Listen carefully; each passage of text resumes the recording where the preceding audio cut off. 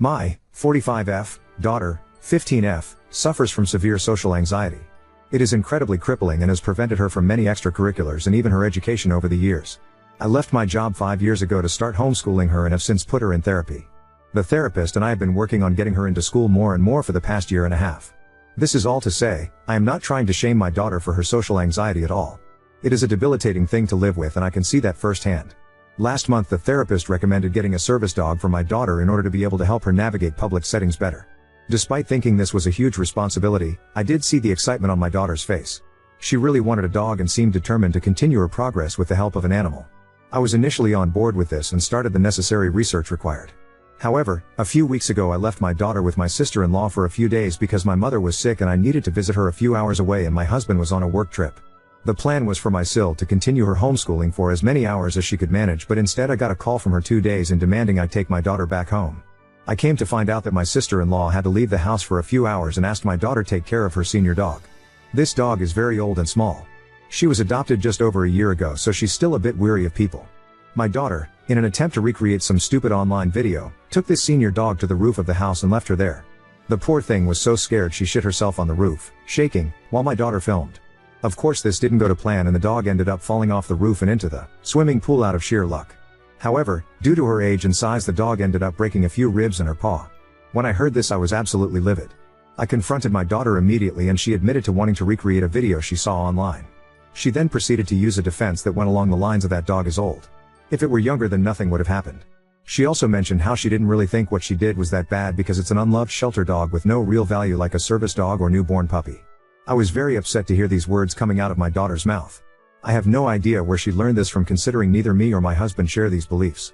I instantly told my daughter that she would not be getting a service dog. I also told her that she would have to pay her aunt's vet bill no matter what it took. Because the bill is in the thousands, she will have to find a way to make that money. My daughter got upset and said I was being unfair because she can't get a job due to her social anxiety, but I told her she should have thought about that before doing what she did. My daughter has since then been attempting to search for a part-time job that requires minimal face-to-face interaction. Despite me and my husband helping her, she was only able to find a waitress job. I asked my sister-in-law if she was okay with my daughter working the vet bill off instead, but she refused, saying she really had no interest in having my daughter anywhere near her house or dog again, and I honestly thought that was fair enough, so I told my daughter she had to find a way to stick with this because that vet bill was her responsibility only. My husband told me I might be an off for suggesting our daughter pay off the entire bill and that we should probably just restrict her pocket money until the bill is paid off. I think that's not a good enough punishment because her pocket money isn't earned, it's what me and my husband give her for free time at the start of the week. Also, this bill is entirely her fault and therefore her responsibility. It's unfortunate that the only jobs available are in customer service, but what else can we do? My daughter's therapist also reached out saying she thinks it was wrong of me to completely take the service dog idea off the table considering it is a medical necessity, as well as pointing out that suddenly forcing my daughter into an unfamiliar job may be a bit too daunting. Are my husband and my daughter's therapist right? Am I being too harsh on my daughter? Ada? Commenter: honestly, your daughter kind of sounds like she has sociopathic tendencies. I guess you could have social anxiety and be a sociopath, but I've seen sociopathic tendencies being thrown out quite a bit in the comments, and honestly this is the first outlandish thing she has ever done. She does like recreating funny videos she sees, though she's never had the courage to post them, and usually she'll ask either of us before she does it. However, the comments have also told me that it is time for a psychiatrist, which I think I agree with. Commenter: // I think at this point a new therapist is indicated. Unless the therapist is unaware of the extreme severity of this incident, they are behaving in an unethical way. On top of that, clearly your daughter's mental health issues are poorly managed. This has been mentioned a lot in other comments. I do think that in hindsight there definitely could have been an issue of miscommunication at the hands of my daughter. I've decided to switch therapists anyway purely because this push for a service dog seems a bit unhanded considering the situation, and we need a therapist who can handle my daughter better. Commenter: by miscommunication I am suddenly thinking your daughter lied to her therapist regarding the severity of what she did. Did you speak personally to the therapist regarding what she did to the dog? Because maybe the therapist was misinformed regarding what happened. I think this may be the case, yes. Other comments have mentioned this, so I have decided to take this to another therapist who isn't working so closely with us and explain the story myself. She will also be working with a psychiatrist soon. Commenter: not an expert, but I've generally found that people with social anxiety tend to be more empathetic, especially towards animals, which is why I find this girl's behavior so bizarre. Downvoted: honestly, she's usually very nice to this dog when she comes over the visit, which is why my aunt had no issue leaving her with him. I can honestly only say that I think this is a silly video that got out of hand and she's attempting to displace the responsibility to get out of having a job. I hope this isn't a reaction out of lack of empathy, but rather just lack of responsibility. Commenter, definitely bigger issues than social anxiety. And I'm shaking my head at how that issue was handled. Anxiety gets worse with avoidance. Meds and therapy should have been utilized before homeschooling. Once you basically avoid all socialization, it only gets harder and harder to get back to it.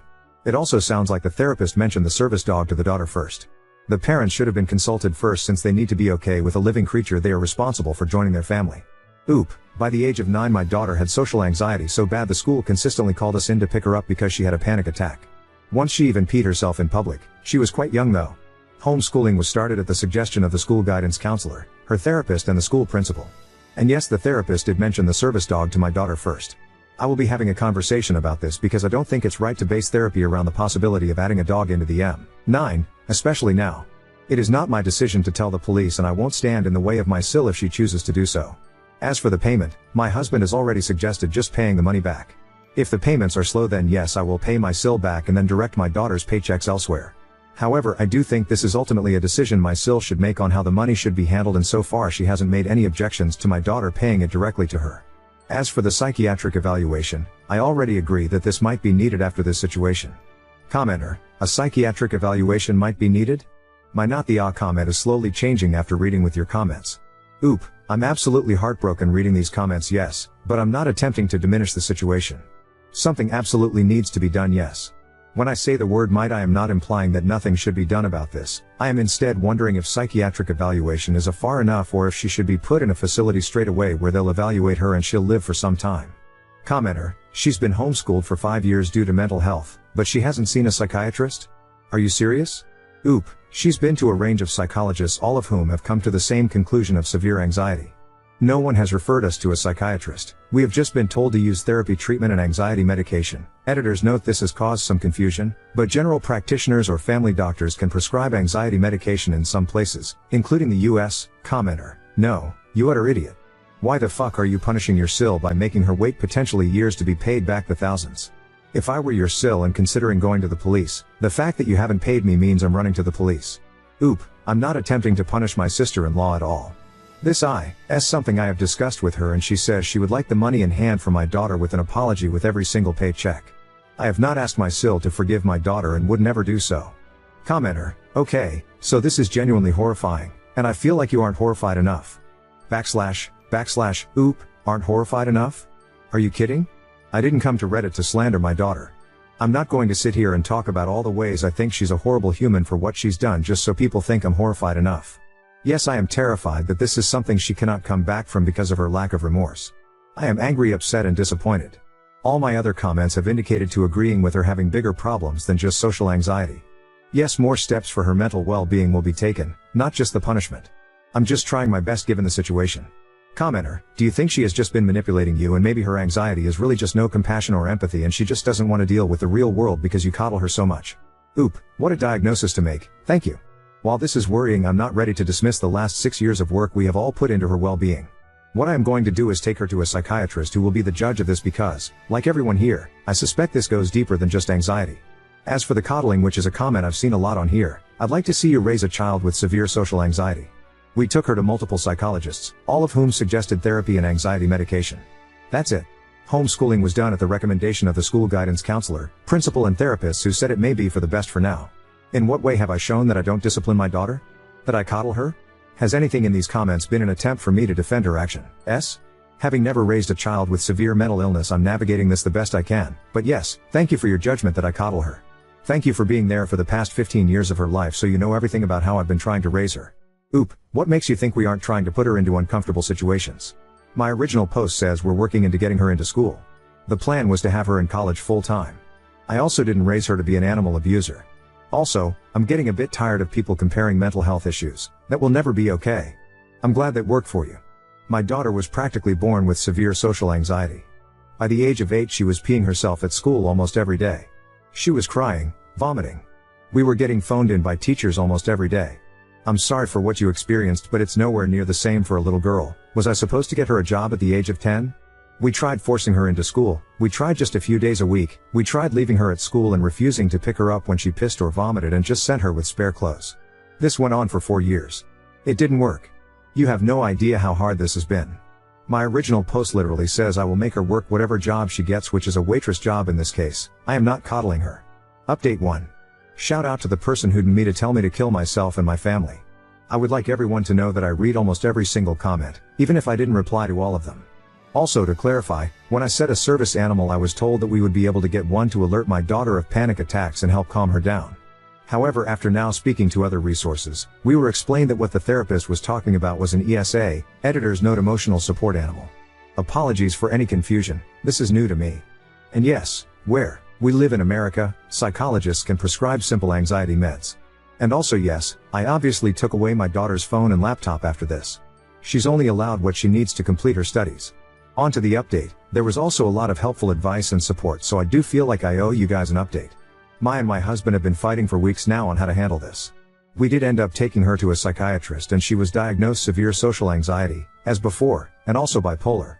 We were told that the reason she wasn't diagnosed earlier is because she was far too young, and this is something that most likely only became visible very recently as she just hit puberty.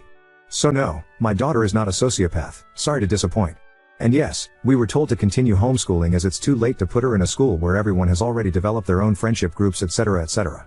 I once again had to leave to care for my sick mother, which left my daughter with my husband. Apparently while I was gone, my husband thought it was a genius idea to turn up to Syl's house and ask for my daughter to see the dog under supervision. My Syl didn't agree but was coerced by my husband. This is what I'm assuming, because despite what my husband says, I don't believe she would have been on board with this. My daughter started crying and apologizing, claiming she felt so sad seeing the broken senior pup, too scared to come close to her. My husband has since decided that in light of this, my daughter deserves her ESA. I completely disagree with this stance and believe that she needs more support, therapy, and a large range of resources not limited to an animal. Even if my daughter is genuinely sorry, this isn't a mistake that can be easily forgiven in a month. I still think we should be pushing her to continue a part-time job, something she's been beginning to do. She's been sent home from the restaurant a few times already for panic attacks and has even complained to vomiting during her breaks. I told her she's welcome to search for other jobs she might find easier, which she has started to do, although it's been almost 3 weeks of working and I have asked her to do this a minimum of 2 months before quitting and finding something else. She's also not allowed to quit unless she comes to me with a different plan to pay the money back. My husband told me he has started the application process for an ESA. ETA, by application I mean he has contacted the local shelters and started filling out their application process. I was very angry and asked him to stop, but he argued that he thinks he should take over her care from now and quit his job while I worked instead. I disagreed because I'm the one who has been handling it for 6 years, but apparently I don't truly understand just how sorry she is now. In light of this, I contacted my Syl and told her that I think it would be best she file a police report. I do want this on record because, as many of you said, they won't give my daughter an animal if they find out about this. She agreed and did file a report, which was totally heartbreaking for me. It really hurts to have to do something like this to my daughter. My husband did find out and we've now been arguing for days. He's incredibly angry, but I'm attempting to stick with this. I'm not sure how the next few weeks will pan out, but I will say that I'm incredibly worried for the future. I have no idea what to do or how to get my husband to see my side. This is very concerning, but thank you for listening, Reddit. And for those of you who gave advice and support, I really appreciate it. Commenter, so you're posting multiple stories of you and your husband not seeing eye to eye and him going behind your back, but you don't want to hear the actual real steps that would be needed? And you want to not actually have real advice on the real scenario? Oop, no, I would not like advice on how to deal with my bulimia and how me and my husband are dealing with it. If you have advice on the actual topic at hand, that would be appreciated. My husband did not go behind my back in the previous post, that issue is separate, and may even be my fault. Oop, no actually. I was seeking advice on how to navigate sobriety during a difficult fight. If I wanted advice on my husband, I would have posted on the relevant subreddit, but I truly did just want some simple advice on dealing with bulimia during difficult days. Now on to second story. Spent my entire childhood living in an RV, homeschooled and friendless, and now I'm desperate to escape and build a normal life. My parents decided when I was only around 7 years old, far too young to get an opinion on anything, to pack us up and move into an RV to travel around the US. My dad works online and my mom makes content online. She's not huge by any means, but big enough that we get recognized sometimes, and big enough that I've had a camera shoved in my face for as long as I can remember. For my privacy's sake, I won't say anything else on that, and I'm using a throwaway account because I've gotten enough attention already and I'm sick of it. I sleep in a tiny bunk bed that I outgrew years ago, and the other bunk is the only space I have to put anything I own. I don't even have a room, just a curtain, and thank God I'm an only child, or else I would have to share the small space I have already. I was homeschooled for most of my education and then switched to online school at my own insistence for high school. I'm an 18-year-old girl. I don't have a single friend in person because the longest I've ever stayed anywhere is a month. I don't have a job and no way to get one because of not being stationary unless I find one online, which also mean I have no way to move out and get away from them. I've had conversations with them about all of this countless times, and they are so delusional and genuinely believe that a nomadic existence is the best why to live, so why would I never need anything else? I hate them for treating me like some pet they can just drag along in their plans rather than their child. I hate traveling, I don't like heat, I hate dealing with bugs, and I'm so sick of hiking. I can't wait for the day that I finally figure out a way to get away from them with their morning's hikes and cameras in my face. I've traveled around the US, yeah, but God forbid I want to have a normal life, go to college, or maybe even make some friends? That's asking too much. Commenter, I can't even imagine how lonely that must be. Do you have any way other family you could go stay with? Oop, not that I know of, unfortunately.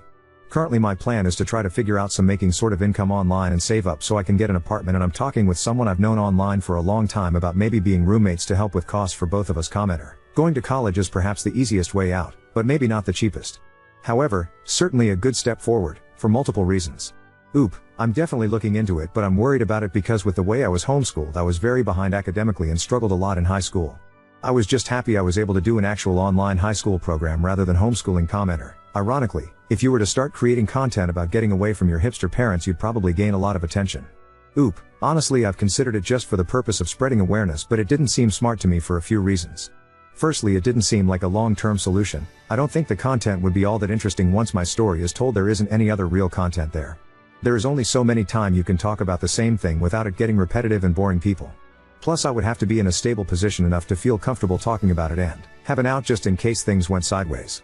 But more importantly, I've already had my life plastered onto the internet from such a young age. I don't think it's worth giving up the one aspect of my life that hasn't been published publicly.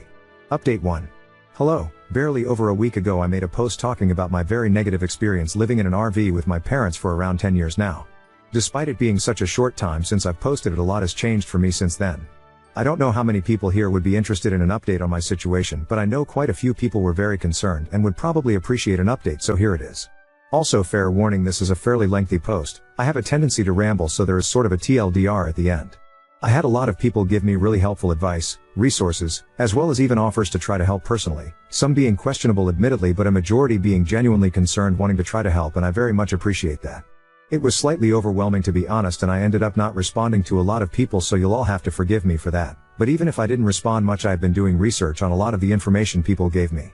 Something that stood out to me was people asking if I had any family I could stay with, to which I had to respond, not that I know of, because I don't have anyone on my dad's side of the family, and my mom strictly no contact with her family. I did not know if they were alive, if they cut her off, if she cut them off, or even any details about them, and my mom had never wanted to talk about it.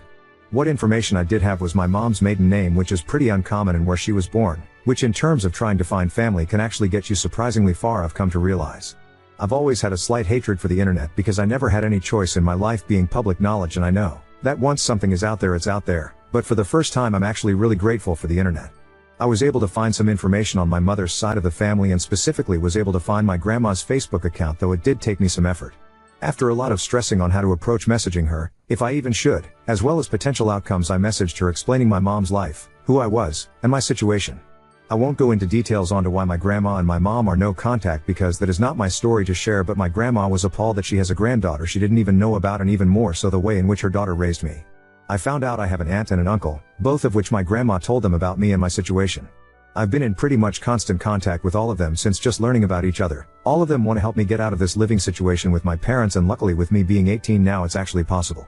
Again, I don't feel entirely comfortable going into details, but I have arrangements to go stay with my aunt, who lives in a big city on the West Coast that had a lot of potential opportunities for me to start college or whatever I see fit, which I do plan on figuring out college, happy to announce.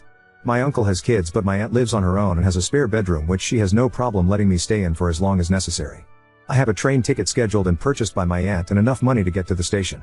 I'm talking with my family, still feels weird to type, currently, and trying to plan out the details like how or if I'm going to tell my parents. My mom doesn't know any information on where any of her family lives, so even if I were to tell my parents who I'm going to live with, they wouldn't know where I was specifically. Someone pointed out that if I did leave without telling them, I should leave a note or some form of proof that I left willingly, so if I do opt out of a conversation, I'm planning on either leaving a note or filming a video explaining my plans and why I'm leaving, which would be kinda of ironic, wouldn't it? Regarding my mom filming, I've been very quiet around my parents and just refusing to talk when the camera is on, but neither one of them has mentioned it yet so far, luckily. Also, speaking of my mom's content, I would like to very much emphasize something quickly. Almost everyone was genuinely trying to help, but I had a few people replying trying to guess who I was. Luckily, the few I saw were basically torn to shreds and ended up deleting their comments. I also had a few people who messaged me privately trying to make a guess at who I am, which at least that's not public, I guess.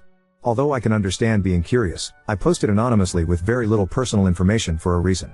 As I stated in my previous post, I have gotten enough attention and I'm very much sick of it. I would very much appreciate it if you guys can respect that. Even if you think you might know who I am, please don't make public guesses and understand that I don't want this to be even more public information tied to my name. Very long story short, I have set plans to leave as well as a safe place to go with my aunt once I do, and very much appreciate so people for being so willing to help. If you had told me not even 2 weeks ago that not only do I have a plan to move away from my parents but contact with family members I didn't even know existed, I don't think I would have believed it.